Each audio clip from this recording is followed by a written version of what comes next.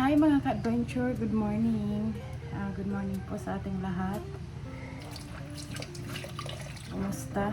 Kumusta kayo mga ka-adventure? So ngayon, dito mag-isa lang ako sa bahay. Kasi kanina, pagising ko, 6 AM. Kasi mag-asikaso ako para pagpasok ni Kenzo sa school.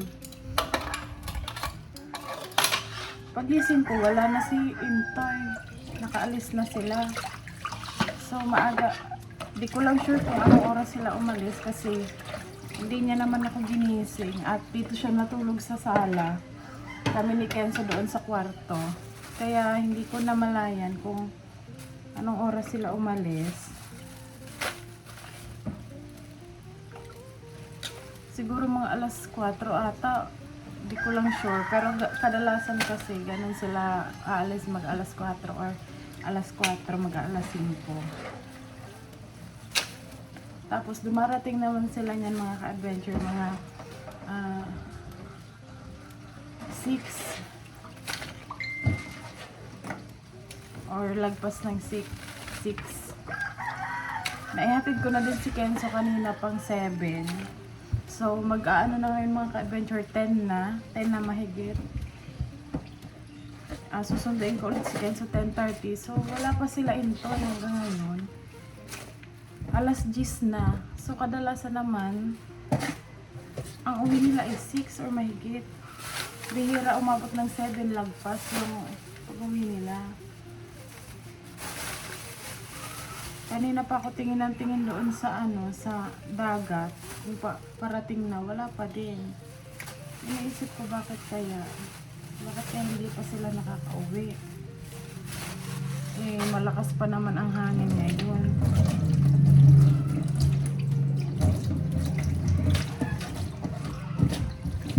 Malakas ang hangin.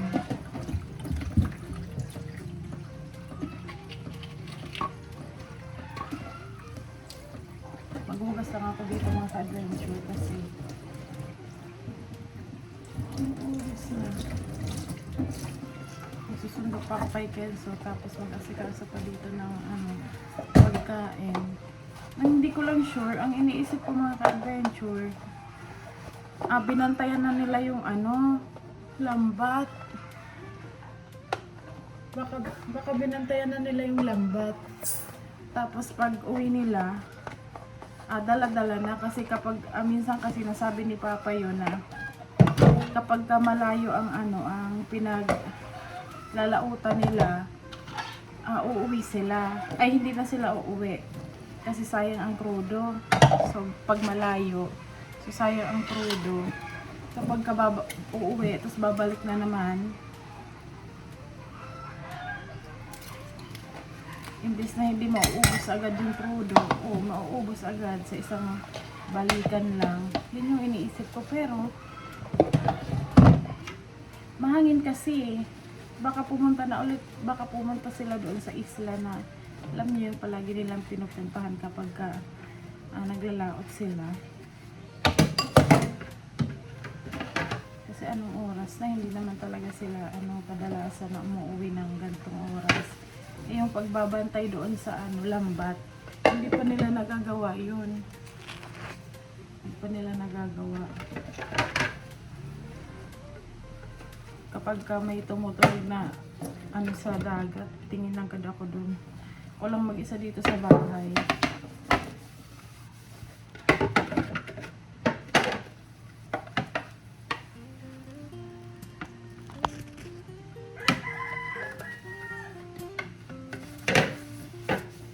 Magte-10 na mga ka-adventure or 10 na.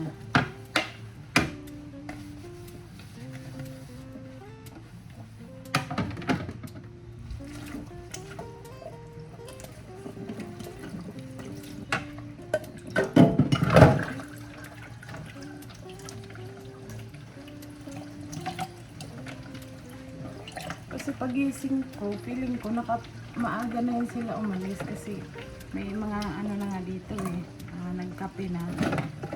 Pinagkape na dito.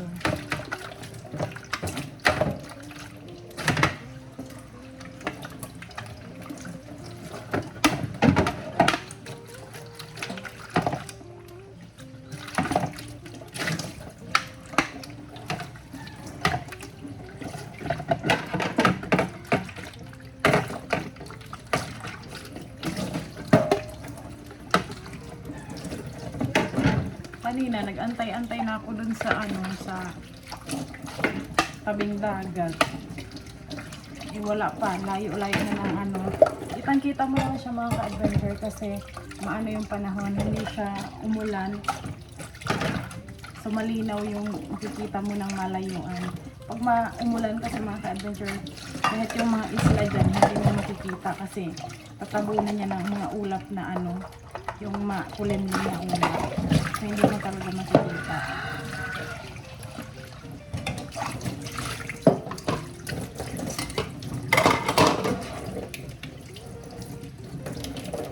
Kasi kagabi, kung mapapansin ay hindi naman kasi kami nakapag-vlog kagabi.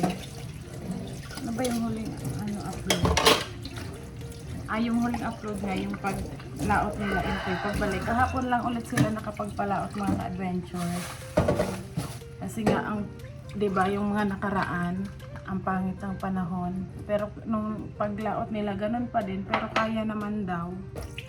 Tapos kagabi, pagbili namin ng diesel ni Intoy, sobrang maulan, mahangin. Hindi ko ma-expect na na makakalaot sila ngayon.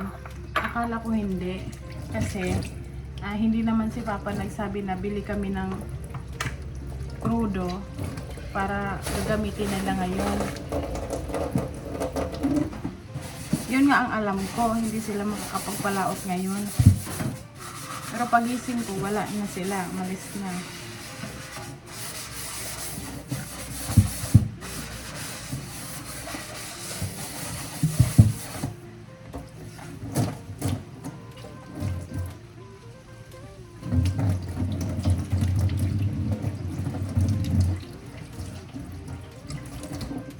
Anuhin ko lang to dito mga ka-adventure at titingnan ko ulit doon sa sa tabing dagat.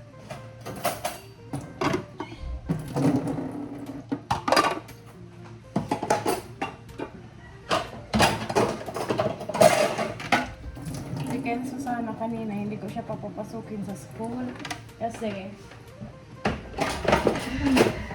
pagising niya mga ka-adventure, masakit daw yung dibdib niya.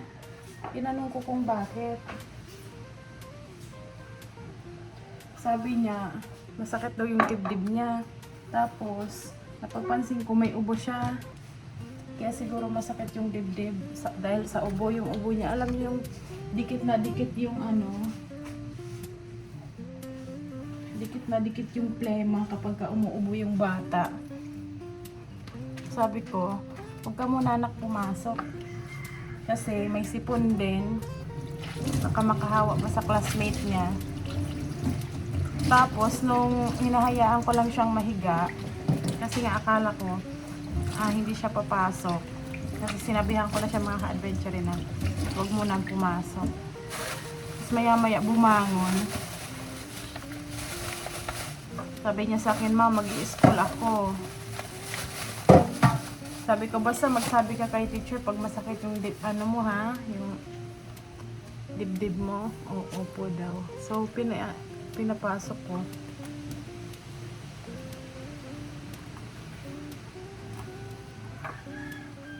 Bilahan ko na lang ng gamot mamaya mga ka-adventure. Pagdating nila Intoy, sana dumating na sila kasi anong oras na.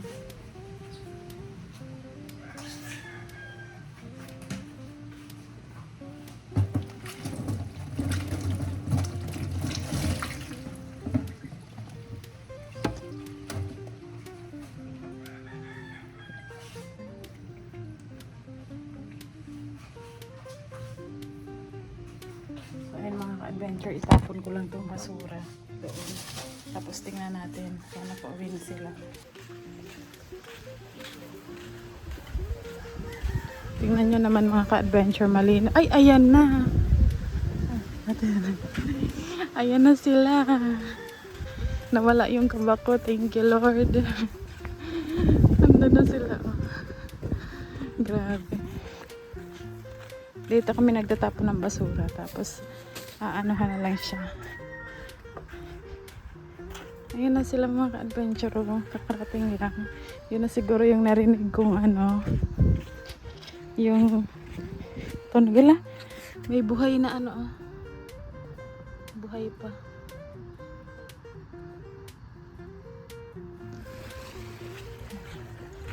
Ba't kaya sila natagalan? So, tanungin natin.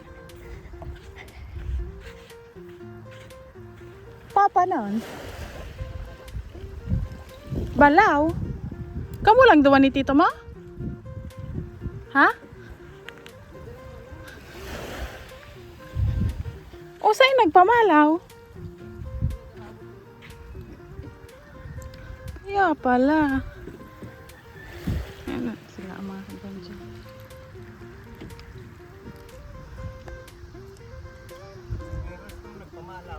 Kaya pala ang tagal nyo. Sabi ko anong oras na, alas 10 na, wala pa kayo. Samantalang dumarating kayo mga alas 7. Anong klaseng pamalaw? Yung pamalaw lang? Ang lalim doon? Mababaw dun. Madami? 20 kilos siguro. Talaga?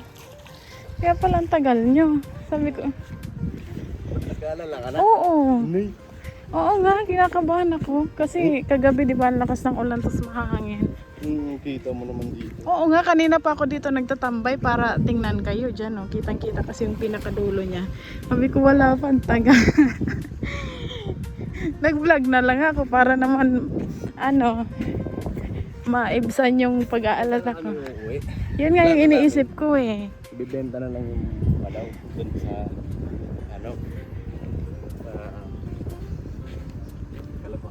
Sabang. Ah, Ang problema, battery na ito wala na. lobat. Pero malayo. Yung pinag-anuhan niya. Kaya naman pala mga ka-adventure.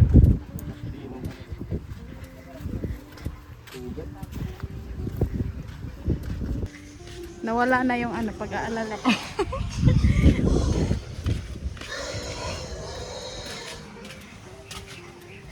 Bukas, baon na lang kami kaya sigurado yung pangkamalaw ko dito. Magbaon na lang kayo para, 'di ba sabi nga ni Papa sayang ang diesel, lalo na pag malayo ang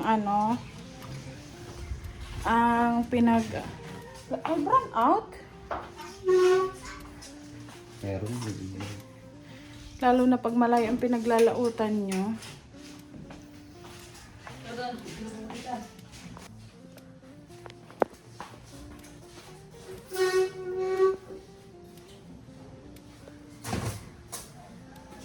Hello mga adventurer. Ano muna?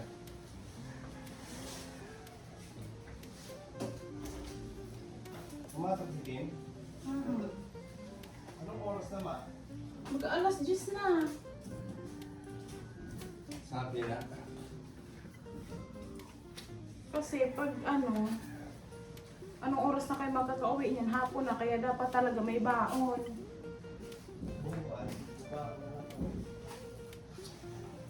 Siyempre, paghila lang ng lambat mga ka-adventure, sobrang bigat, di ba? Minsan, lalo na pag may mga basura, mabigat talaga. So, yun mga ka-adventure. Ano lang po ma? Ayan na lang, tira. Isa na lang yan. Pag gising ko, wala nang kanin naman. Sino kumain? May kanin pa kagabi. Kumain ka kanina pag alis mo? Hindi.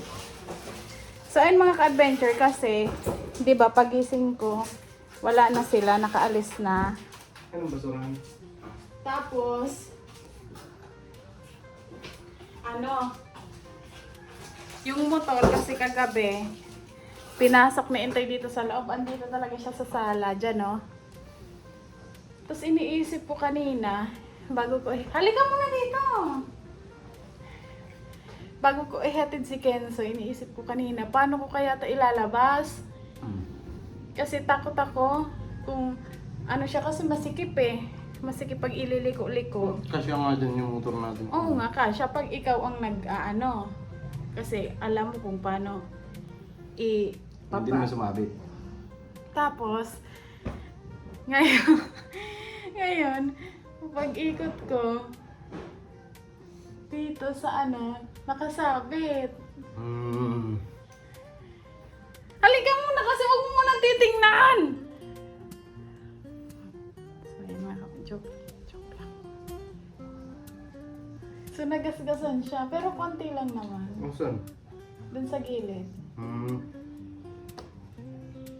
Nagasgasan ko yung motor namin mga ka-adventure dito kasi siya sa loob. Nilagay.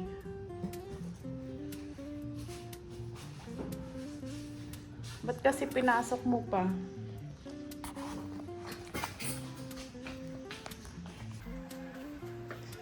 Diyan o, sa gilid.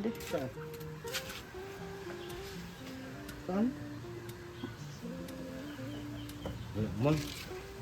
Joke lang. Kinabahan. Siyempre, ang ano yung pagpapintura. Hindi mo na ibabalik yun pag ako lang nagpintura. Joke nga lang ani. Joke lang ani. Pagkalimbawa nga ni kasi nagasgas yan, so magbabayad tayo. Magkano yung babayaran para maibalik yung pintura niyan. Wala naman yan nabibiling Pilox na ganyan ng kulay. Huwag mong ay, hindi kita pagagamitin. Nilinisan ko pa yan kagabi.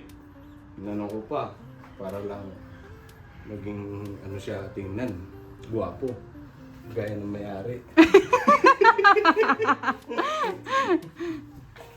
Wala naman mga ka-adventure. Ginaw ko lang si Intoy. Nailabas ko naman siya kasi nandito siya kagabi. Diyan o. So, mas maliit kasi to compare doon sa motor namin nung una. Mas maikli. Yun kasi, kapag ka nakasakay na yung driver dyan, kapto sasakay ako, pwede ka pang magsakay ng isa. Pero ngayon, try mo to. Ayan o, isa na lang ang pwedeng umupo dyan. Tapos pwede siya isang bata dyan. Pero yung isa siguro hanggang dito yun. So dalawa ang Kasi ang pwedeng motor naman talaga, hindi naman tatluhan. Oo nga. Pangdalawahan lang yan. Pangdalawahan lang naman talaga. Pero kapag dito lang, okay lang naman. Baka ang gusto mong sabihin, pag halimbawa, sakay ka, Pwede ka pang, sakay ako, sakay ka. pwede pang sumakay sa may isa. paglalagyan pa. Oo, pwede pang may sumakay na isa. So pwede siyang ang space ba ang tinutukoy ko? Yan kasi maikli. So hindi ka na pwedeng sumakay kapag ka Gets? Gets. Yun nga pala mga ka-adventure doon sa nag-comment. Ngayon ko lang naalala. Ay, ito pala. I-stand ko lang itong camera para mapakita ko sa inyo. Nandito yung stand. Yan si Intoy mga ka-adventure. Sleeping Beauty. Diyan siya natulog kagabi. Kaya hindi ko na malayan kung anong oras yan umalis sila. Hindi ko alam kung bakit dyan siya natulog.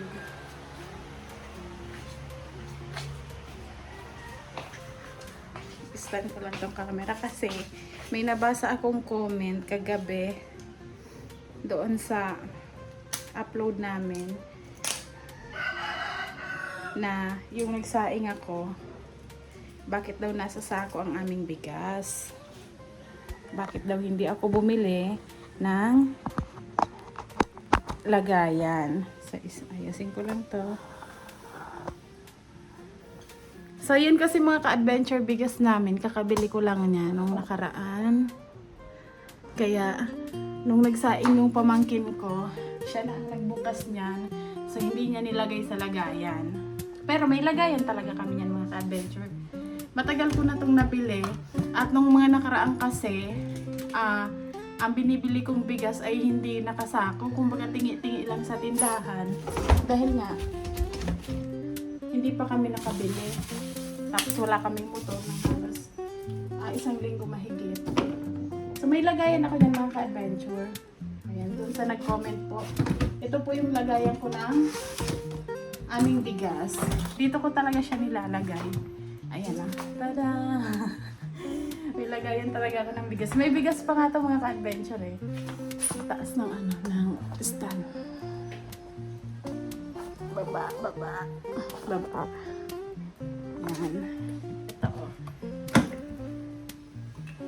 Meron pa to siyang bigas. Pero ang nandito kasi mga ka-adventure, hindi ko siya tinanggal sa plastic. Kasi ito ay brown rice. Brown rice. So, bukod ko tong sinasaing mga ka-adventure. Kasi, ito yung kinakain namin Intoy. Minsan ako lang kumakain ito. Ayaw ni Intoy kasi iba daw yung lasa. Tapos, lang naman ang laman niya. Tapos meron din ditong ano ba tawag dito? Kaob black rice. Pero hindi ko na to na sasain. 1 kilo lang naman to. Sinubukan ko kung magustuhan ko yung lasa niya. Kasi si ate, ganyan yung binibili niya dati na na bigas. Kasi nga, di ba high blood si ate mga ka-adventure, kaya hindi siya kumakain ng hindi siya nagsasaing ng bigas na yung kagaya niya na white rice. So, trinay ko din na bumili ng black rice, pero iba kasi yung niya, iba yung lasa niya. So, ang binili ko ngayon yung brown rice. Mas okay para sa akin yung brown rice. Tapos, bukod ko siya sinasaing, may kanin para doon sa mga bata. Tapos meron din para sa amin ni Intoy. Konti-konti lang. Mas okay daw yan siya sa brown. Pero iba pa din yung lasa. Iba yung lasa. So, ayan lang mga ka-adventure. Ang share ko ang vlog ngayong araw na to. Ngayong umaga na ito. At dito sa aming kusina, wala kami ditong kurtina ngayon. Naka siya. Dahil lalaban ko pa yung aming kurtina kasi medyo madumi na. Palagi siyang madumi dito sa baba. Kasi pag nababasa dito sa dudumi agad. So ayun mga ka-adventure, siguro po ay hanggang dito na lang muna ang aking vlog. Salamat sa pagsama, sa walang sawang suporta at pagmamahal. Kasi magsundo na kami kay Kenzo. At maghanap na din ulit ng uulamin. So ayun, thank you so much po mga ka-adventure. At ingat po kayo palagi. At see you next vlog. Lagi lang natin tatandaan. No hate, just love. Bye.